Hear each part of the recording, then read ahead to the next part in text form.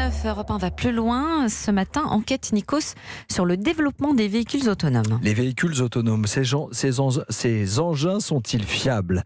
Comment vont-ils s'intégrer dans la circulation? Peut-on vraiment faire confiance à des véhicules sans chauffeur? Pour en parler, Aurélien Fleureau, le spécialiste transport à Europe 1, est avec nous. Bonjour Aurélien. Bonjour. Et de nombreux projets vont voir le jour dans les mois qui viennent. La France accélère. Exactement. Et la prochaine étape, c'est de ne plus avoir personne à bord de ces navettes autonomes qui circulent déjà aujourd'hui. Pas d'opérateur présent pour reprendre la main en cas de besoin.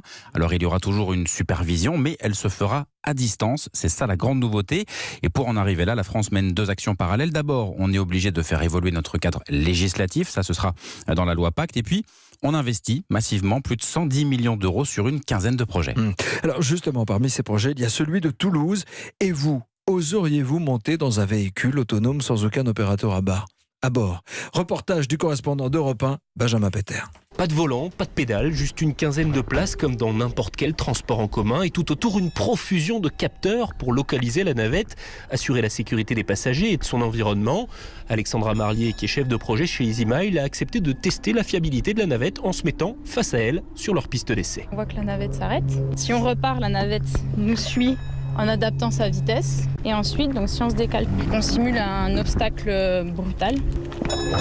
En fait, là, la navette pile lorsqu'on se jette devant. La navette est capable de repérer un passage piéton, déterminer la couleur d'un feu de signalisation. Pour Benoît Perrin, directeur des opérations, cette sécurité est essentielle pour que les usagers acceptent de grimper dans un véhicule sans chauffeur. On est passé par ce qu'on appelait un opérateur masqué, qui était habillé comme un passager classique, mais qui était là pour intervenir en sortant son badge, si nécessaire, pour voir l'acceptation des gens. Comment les gens se comportent sans personne à bord? Le mot-clé, c'est la progressivité. Donc sur des choses simples, aujourd'hui, on est prêt. Et puis peu à peu, on va être sur des choses de plus en plus compliquées. À l'intérieur, on dépasse rarement 20 km/h et on oublie très vite que personne ne conduit. Pour Mathieu Petit, qui est ingénieur, on va tous très vite s'habituer. J'aime comparer ce service aux ascenseurs dans les années 50. Les gens avaient peur de prendre les ascenseurs. Et il y avait des grooms à l'intérieur pour habituer les gens. Et maintenant, c'est complètement usuel de pouvoir monter 10 étages en 10 secondes. Demain, ça sera usuel de monter dans ces petites navettes. Une soixantaine de véhicules comme celui-ci circulent actuellement sur des sites privés. D'autres projets vont arriver, notamment à Toulouse. Dès le mois d'août, le site de l'Oncopole devrait être le premier site public au monde à faire rouler une navette sans aucun opérateur à bord.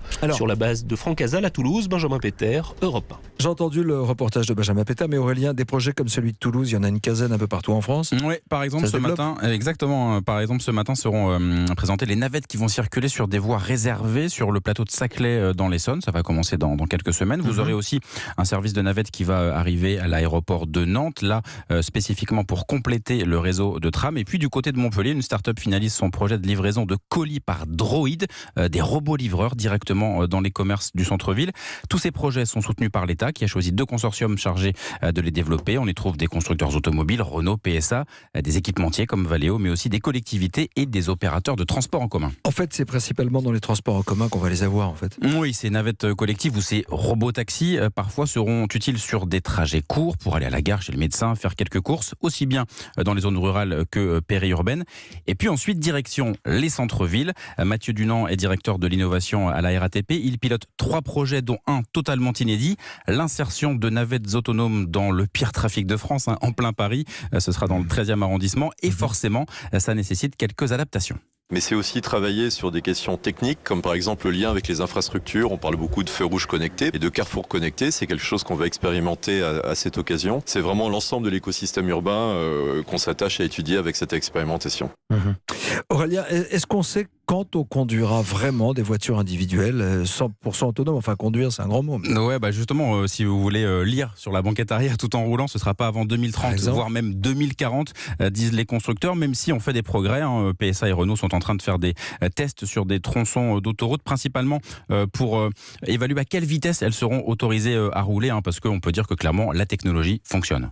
Ça fonctionne, mais est-ce qu'on a nécessairement besoin d'un permis de conduire?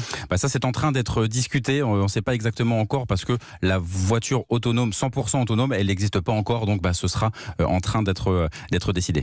La voiture autonome bientôt sur nos routes et dans nos rues. Merci Aurélien Fleureau, spécialiste transport à Europe 1, pour ce dossier signé Europe 1 va plus loin.